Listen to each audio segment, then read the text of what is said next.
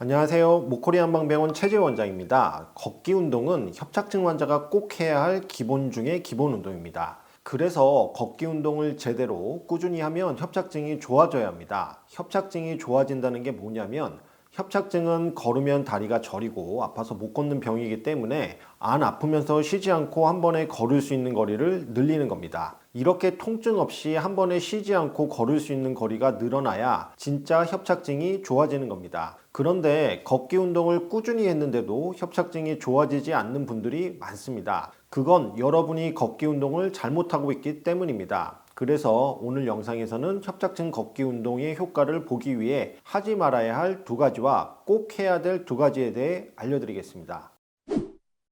먼저 협착증 걷기 운동 효과를 보기 위해 하지 말아야 할 두 가지를 알려드리겠습니다. 첫 번째는 아픈 걸 참고 걷는 것입니다. 많은 협착증 환자분들이 가장 잘못하고 있는 걷기 운동 방법이 아픈 걸 참으면서 많이 걷는 겁니다. 많이 걸으면 좋을 거라고 생각하시는 분들이 많은데 정말 잘못된 생각입니다. 통증을 참으면서 걸으면 협착증이 절대 좋아질 수가 없습니다. 특히 집 밖에 나가서 아픈 걸 참으면서 만보씩 또는 1시간씩 걷는다는 협착증 환자분들이 많은데 이러면 증상이 좋아지기 어렵습니다. 걷기 운동의 제대로 된 효과를 보기 위해서는 아픈 걸 참고 많이 걷는 게 아니라 안 아픈 만큼만 걷고 쉬고를 반복하면서 아프지 않으면서 걸을 수 있는 거리를 늘리는 게 중요합니다. 두 번째는 트레드밀에서 걷는 것입니다. 헬스장 가서 트레드밀에서 걷는다는 분들이 많은데 트레드밀에서 걸으면 걷다가 중간에 다리가 저리고 아파서 쉬어야 할 때 쉬기가 어렵습니다. 또 고령의 환자들의 경우 넘어질 위험도 큽니다. 그리고 헬스장에 가시면 간 김에 근력 운동을 하시는 분들도 많은데 허리에 힘이 들어가는 근력 운동은 협착증 증상을 훨씬 더 안 좋게 만들 가능성이 높습니다. 조심해 하시길 바랍니다.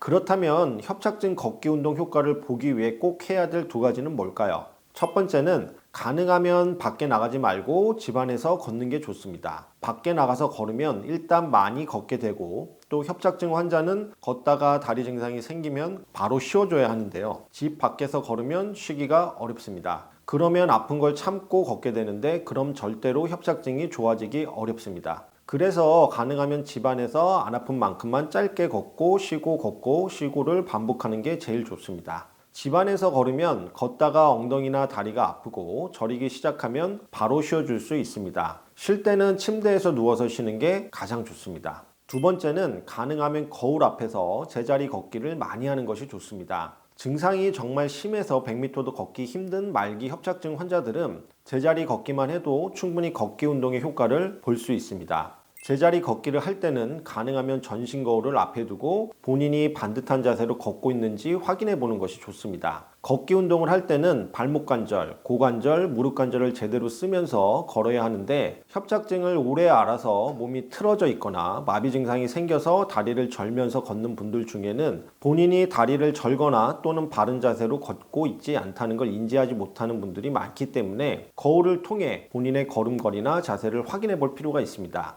이것들만 지키셔서 걷기 운동하시면 협착증 증상은 반드시 좋아질 수 있습니다. 그리고 이 걷기 운동과 더불어 저희가 만들어 놓은 협착증 운동을 같이 해주시면 더 좋습니다. 걷기 운동과 누워서 하는 운동, 이 두 가지 운동만 하셔도 충분하니까 다른 운동들, 특히 허리에 무리가 되는 근력 운동은 하지 마시길 바랍니다. 누워서 하는 운동 영상은 여기서 보실 수 있습니다.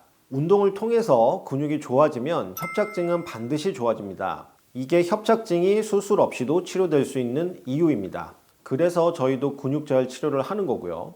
근육재활 치료로 협착증 증상이 좋아지신 분들 치료 후기는 여기에서 보시길 바랍니다.